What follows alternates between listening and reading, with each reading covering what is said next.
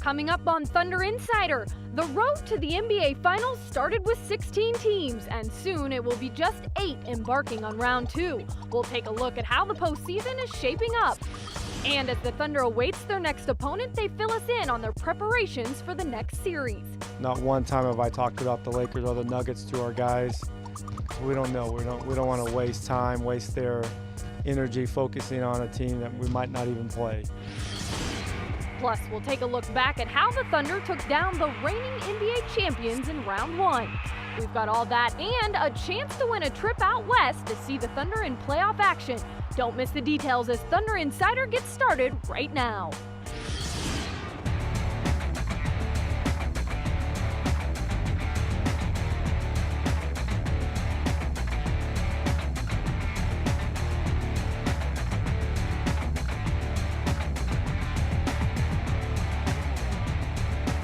Hello and welcome everyone to Thunder Insider, presented by Integris Health. I'm Kelly Kroll, your host, coming to you from inside our Oklahoman studio. The Thunder moving on to round 2. As of Thursday, Oklahoma City is still waiting to see who their next opponent will be. The one thing we do know is that it will be either the Denver Nuggets or the LA Lakers. As of Thursday, the Lakers lead that series 3-2, but the Nuggets host Game 6 on Thursday night. If Denver wins, Game 7 will be in Los Angeles Saturday night.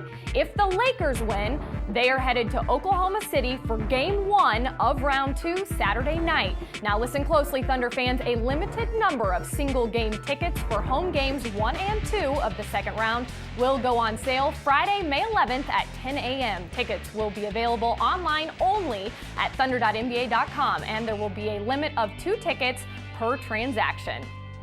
Well, with a week of practice and extended time to go over film from round 1, the Thunder had a chance to reflect on their 4-0 victory over the defending NBA champions. Here's a look back at OKC's opening playoff series. The defending champs have come in and played well in the opening half of Game 1. Steal for Sefolosha, 3-on-2, the break for Oklahoma City. Tabo all the way to the rim. Back and forth it goes in Game 1 of this riveting best-of-7 opening round playoff series in the Western Conference. Westbrook measuring, then he'll attack. He'll get it up to Serge. Ahead to Harden. Pushing it to the one-man Durant. We're tied. Slices right on Marion, spins left to floor, rises, fires, 16-foot fadeaway is up and in! Front rim, backboard, down! The Thunder win Game 1, 99-98! Harden giving it up to Collison. Oh, what a pretty play! What a pretty play! Here's another steal for Durant. Oh my! Oh my! That's just great court awareness. This has been as advertised, as tight and fought as Game 1 was. The Mavericks have shown their veteran savvy, and they have shown the heart of a champion. West triggering offline. Harden on the fast break. He's going to split the defense and score. Picked up by Sefolosha, hits Terry, steps to the wing, fires a fadeaway 3 for the tie, short. Rebound, grabbed by Carter. Out front to Terry with 2. Fires a 3 at the buzzer for the tie, no good. The Thunder have a 2 games to none lead. The Mavericks have got to come out and do something early that will get this crowd into the ball game and give them reason to cheer. KD gets it back to Westbrook for 3. No look pass. Sefolosha setting up KD for another from beyond the arc. Ibaka emphatically rejects it, sending it 5 rows into the stands. The surge protector in effect. And Ibaka has his 9th rebound. The Thunder running again. Sefolosha got the 3 ball to fall. The Thunder's got its largest lead of the night. Lobs corner left to Cook. On the right wing, he launches a 3 and sticks another. Cha-ching, Thunder money ball number 11 in the game. Cook with 3 in the quarter. Oklahoma City is on the brink, a win away from advancing to the second round for the second consecutive season. Kids got the loose ball down the lane to Haywood. Brendan wanted to dunk, shot blocked by Ibaka. Facing up on Perkins, pump fakes, has a step to the rim. His dunk was negated by Ibaka. Big time block. A spectacular start to Game 4. Large Delonte West replaced tonight, held to 35% thanks in part to Sefolosha, who receives a beautiful outlet pass. Now 3 out of 9. Durant Looking underneath the Ibaka, sky in the packet. This team is playing with the resolve of a champion right now. Thunder have reached a juncture of this game to maintain composure and really lock in and begin playing better. Harden continues to get to the rim. He's made 3 shots here. And defensive execution working to a high level. KD for 3. Normally when Harden is in the ball game with Russ or KD, he is off the ball. On an Ibaka pick with daylight down the lane, barreling to the rim, throws down a 2-hand tomahawk, slam dunk. Oh, that was ferocious. Westbrook with a strip. 2-on-1, Ibaka trailing, Pack and Thunder on the high side. To the rim, lays it up and in. Harden scores, 10.2 left. Good night, Mavericks. History made in Dallas tonight. The Mavericks swept 4 games to none for the first time in their history, dethroned as NBA Kings. Too much of the Thunder imposing their will on the defending champions. And understand that in the Oklahoma City locker room, they ain't done nothing yet. Ahead on Thunder Insider. Teams that we've played well at times and not played so well at times against. So, we'll have to focus on us and get our level of play up to where it needs to be. Welcome back to Thunder Insider.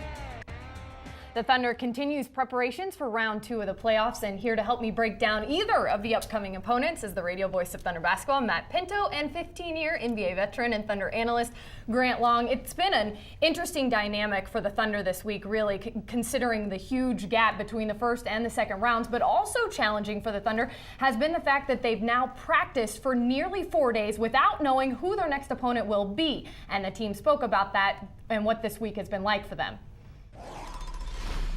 Really, we're focusing on both teams.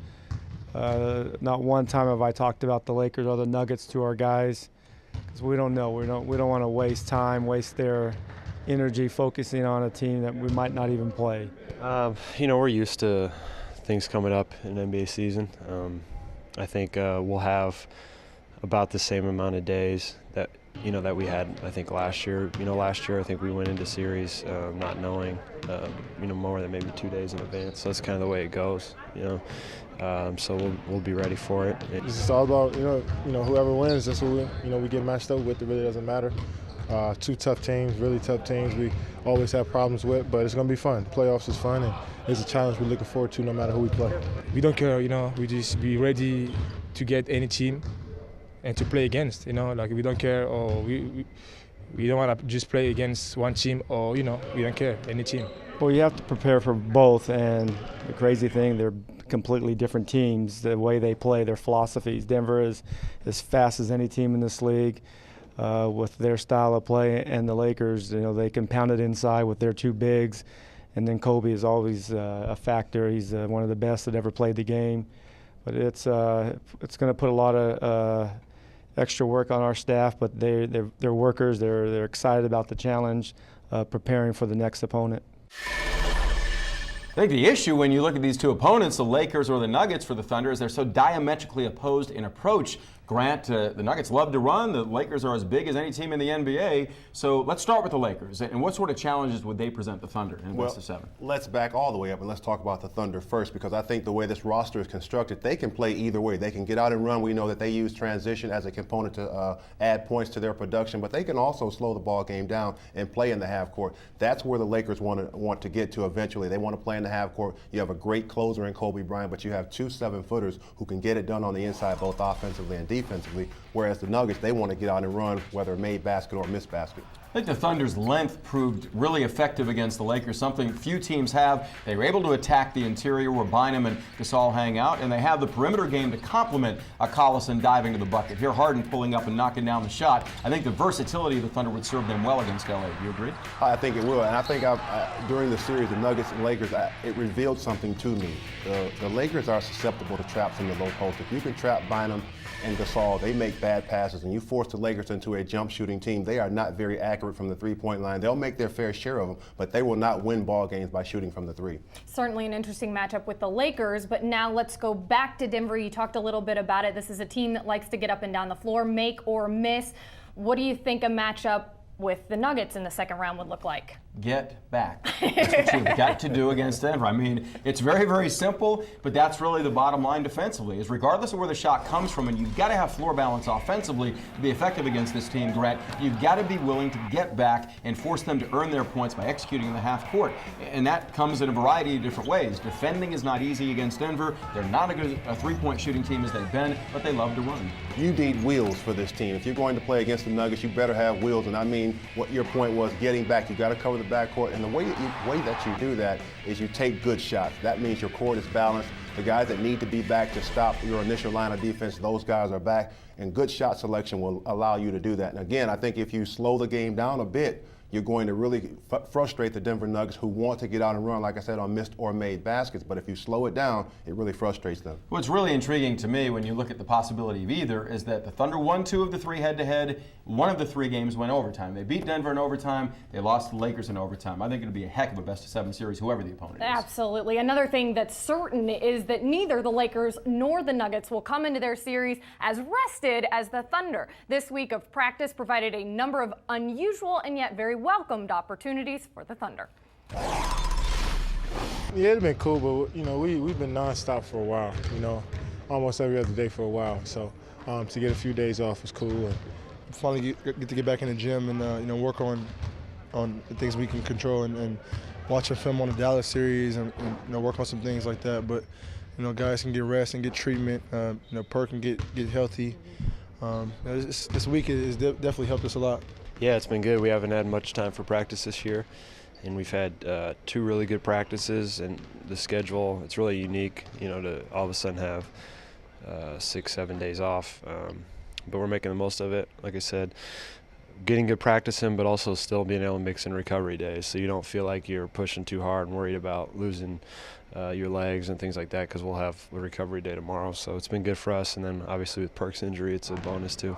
Extra practices, we're going to always do things that we worked on all year, that they were important in training camp. They're still important now. That is defend all parts of the floor. Well, we just want to fine-tune some things, just get better every day. It's a waiting period, I guess, until we play again. But we earned a few days off, I guess, and it feels good to get back in the gym. Well, here's my take on that. When you have that many days of rest, it bodes well right now because Kendrick Perkins has a minor injury that he's dealing with. But here's the thing. If you're a team that's playing well, that's from my attitude. If you're a team that you're playing well, you want to continue to play. You don't want those days of rest in between. But if you're Scott Brooks and you want to implement some schemes and you want to tinker with your offense a little bit, this is the perfect opportunity to do that. And I also think when you have an undecided opponent in your next round, like the Denver Nuggets or the Lakers, you don't know who that's going to be. It gives you an opportunity to hone in on what you want to do that's very special. You don't really necessarily concentrate on your opponent, but you concentrate and fix the things that you need to fix. And here's what I'm hopeful about, guys, is the Thunder saw last season facing Dallas in the Western Finals. The Mavericks had that full week-long, having swept the Lakers in round 2 of the Western Conference playoffs.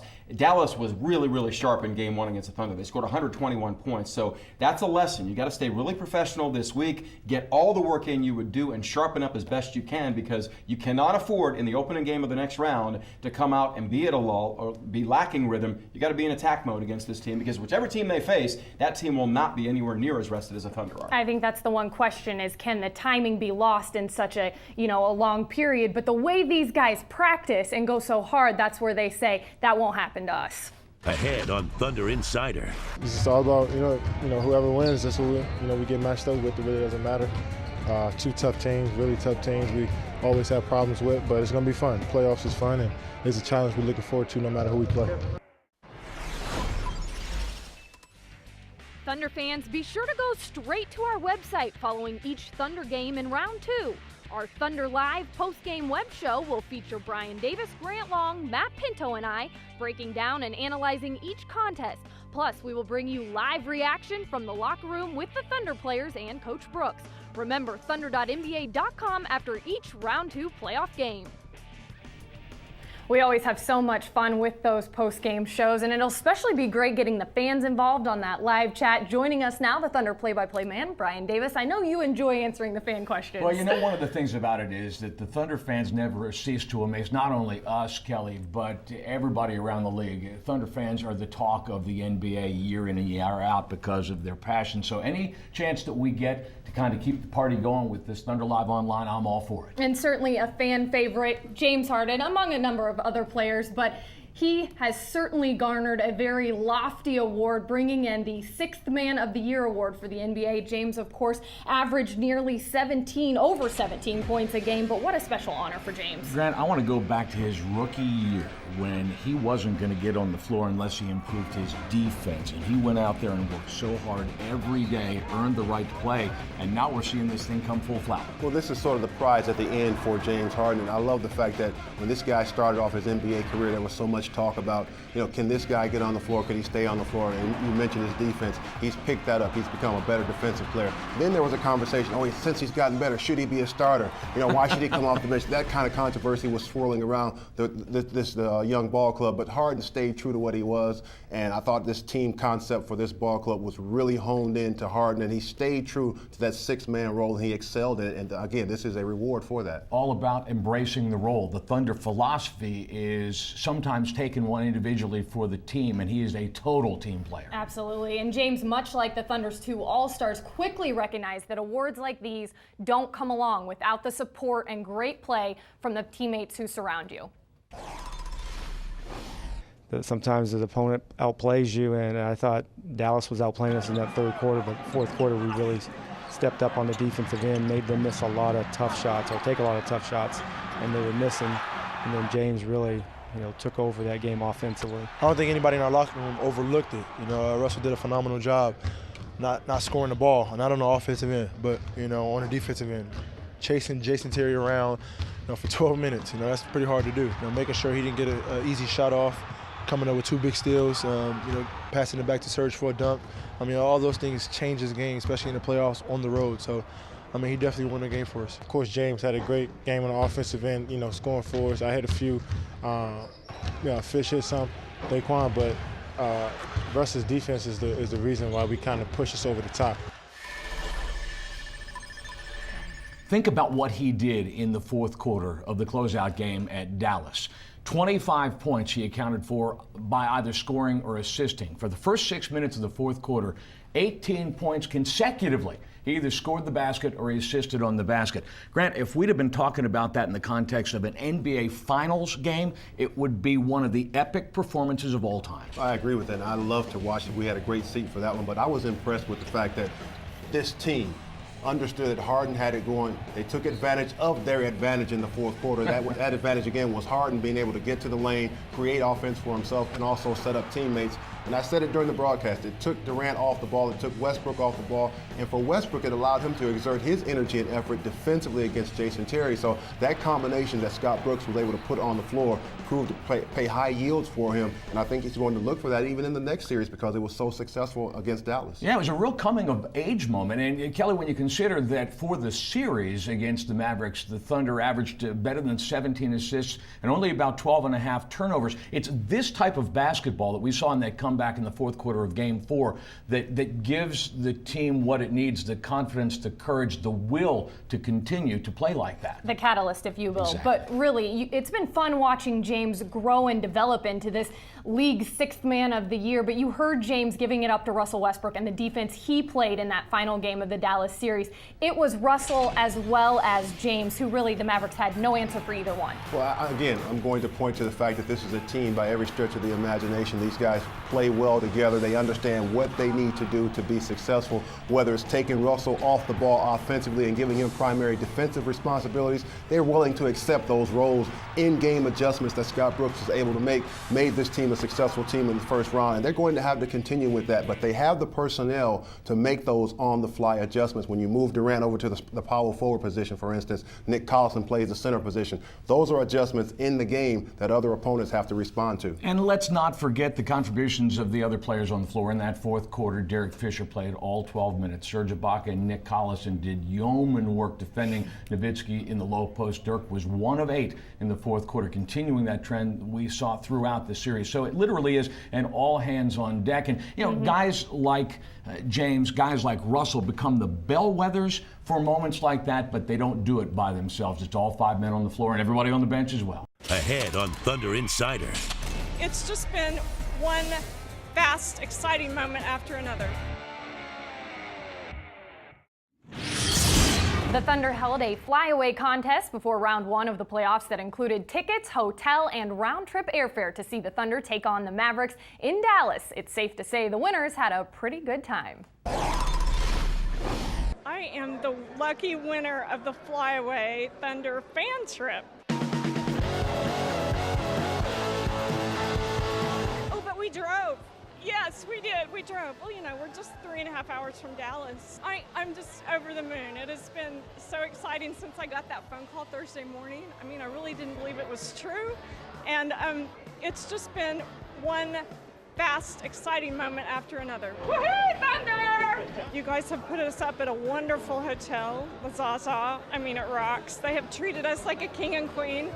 And we've eaten good, had great fun, and now we're here at the game. It's so exciting to be able to see the guys up close and just feel the excitement of the game. We are serious Thunder fans, but we watch it at home. I mean, we would not have the opportunity to actually go to a game like this. So we are at our TV listening to Grant and Brian and Kelly, and we are there for every game. So this is just a dream come true. Oh, one of the best we've had. We go to Mexico quite often during the year, and this ranks up number one.